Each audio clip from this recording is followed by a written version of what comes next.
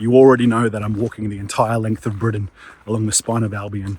But maybe what you don't know is one of the big reasons I'm doing this is to start to have the great conversations of these times, some of the really big conversations of this age. And all throughout history, we come to moments as a human family where we have to start to have big conversations about where we've been, where we are, and what comes next. And I think this is a moment, 2025, this is a moment, if ever there was one in your lifetime and my lifetime, where we get to have the conversations about where we've been, where we are, and where we're going.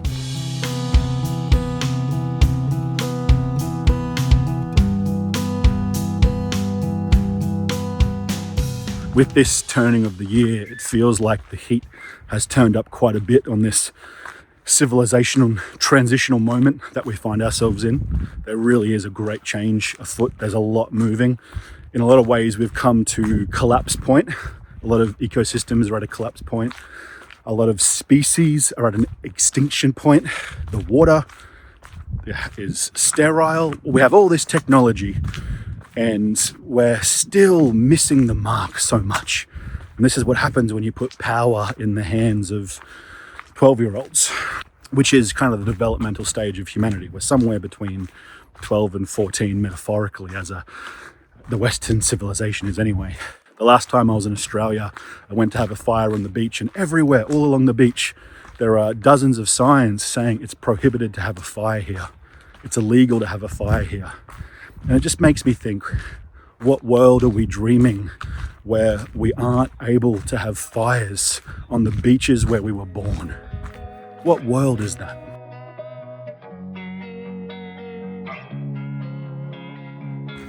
Now, don't get me wrong, I'm not a doomsdayer, and I'm not saying that we're at the end of it all. I actually have a huge hope, a faith even, that we need moments like this to really become ourselves as a human family, to really grow and step into what we really are. There's a call for a renewal of culture in the Western world that's kind of moving along the Spine of Albion with me. I hope that in me doing this walk, you can see that we aren't turning away from this moment. In fact, there are millions of us all around the world really turning towards this moment on Earth and bringing ourselves to the challenge and the beauty of this moment.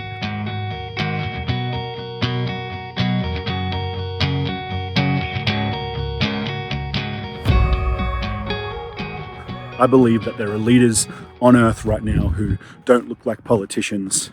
They don't sound like the greatest speakers necessarily, but they have inside them the kind of love, the only kind of love that's going to reshape this world in an image that is truly sustainable. This is a kind of leadership that is more than political leadership, more than coaching leadership, more than workshop delivering, more than retreat delivering. This is a genuine kind of community leadership and a genuine kind of relational love that has been a rare thing on Earth for the last 100 years or so.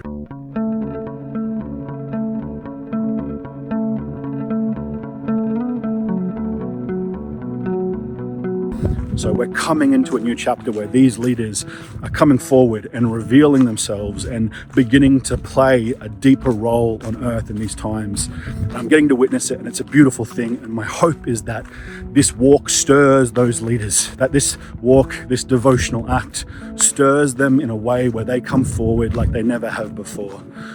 Where Albion, this journey is called Raising Albion, and my hope is that the people of Albion, and particularly the sleeping giants of Albion, particularly the leaders of Albion who haven't stepped forward in the way that they know is theirs yet, that they see me doing this and it tickles them into a courage and a willingness and it stirs that love that lives inside them, so that we can all step forward right now and really magical, beautiful ripples of change can spread from this moment. Not straight away. First of all, we have to have those conversations. First of all, we have to get really honest with ourselves and each other. We're not yet. We have to get really honest. And that's what this walk is all about.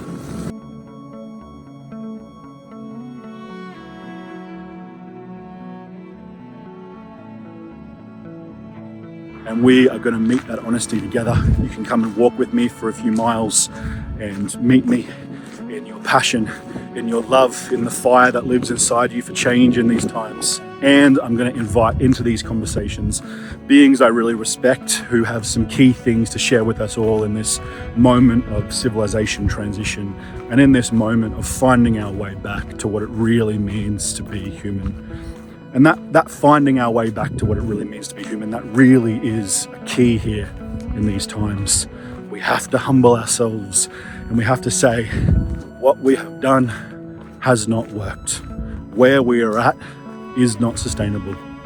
And amongst all the beauty and all the things that we appreciate about these times and this age, all the luxuries and the technologies and all these things which aren't going away, by the way, they're going to stay. There's no way around it.